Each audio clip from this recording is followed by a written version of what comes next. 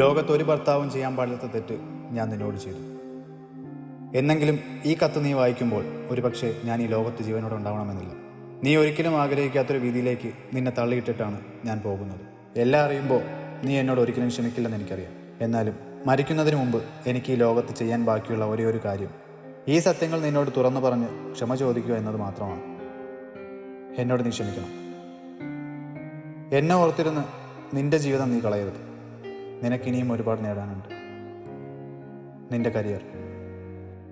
ഉത്തമനായ ഒരാൾ വന്നാൽ അയാളെ വിവാഹം ചെയ്ത് നല്ലൊരു കുടുംബജീവിതത്തിലേക്ക് നീ പോകണം. എന്നെ മറക്കണം. Sorry for everything.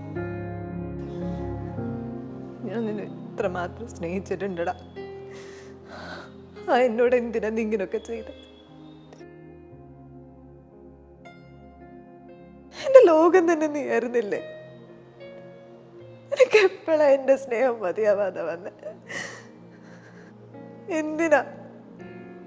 ആ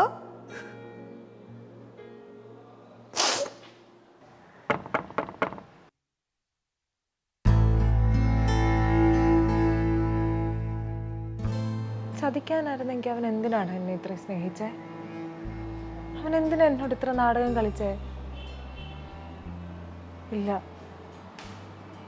ഞാൻ ഇത് വിശ്വസിക്കില്ല. എടാ, അവൻ എന്നെ അത്രയ്ക്ക് ഇഷ്ടമായിരുന്നു. അവനെ ആരെങ്കിലും ചിലപ്പോൾ ട്രാപ്പിലാക്കിയതായിരിക്കും. എടാ, നിമോണിയ വന്നവൻ ഹോസ്പിറ്റലിൽ കിടന്നപ്പോൾ പോലും വേറെ ആരും ഉണ്ടായിരുന്നില്ലല്ലോ. ഞാനൊരാളല്ലേ ഉണ്ടായിരുന്നുള്ളൂ. അപ്പോഴെങ്കിലും അവൻ എൻ്റെ മുഖത്ത് നോക്കി പറഞ്ഞുവിടായിരുന്നു. അതും ഇനി അവൻ്റെ മരണശേഷം അവനെ ഓർത്ത് ഞങ്ങൾക്ക് അറിയാതിരിക്കാനായിട്ട് അവൻ ഉണ്ടാക്കിയ കഥയാണോ? നല്ല വർഷം രാഹുലിൻ്റെ അങ്ങനെ ഒരു റിലേഷൻഷിപ്പ് ഉണ്ടായിരുന്നു. അവളുടെ പേര് സാണ്ട. അവർ ഇൻഫോ പാർക്കിൽ വർക്ക് ചെയ്തുകൊണ്ടിരുന്നപ്പോൾ പരിചയം. അവളുടെ വീട് എനിക്കറിയാം. സോറി, ഇതൊക്കെ അറിഞ്ഞിട്ട് എനിക്ക് അവനെ പറഞ്ഞ് തിരുത്താൻ പറ്റിയില്ല. എനിക്ക് അവളെ കാണണം. എന്നെ ഈ അവസ്ഥയിലെത്തിച്ച അവളെ.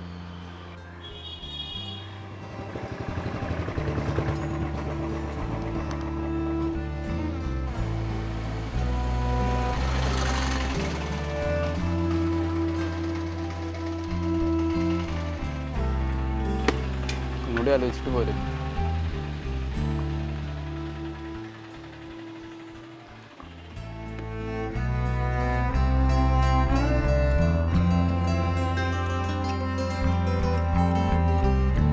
ആരാ? സാന്ദ്രയാണോ? അതെ, ആരായിരുന്നു?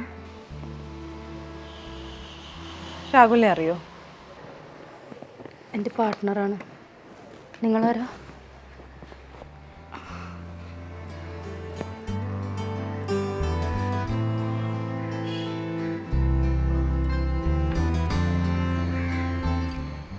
ഒന്നും പറഞ്ഞില്ല. എന്താ രാഹുലിനെ പറ്റി ചോദിച്ചേ?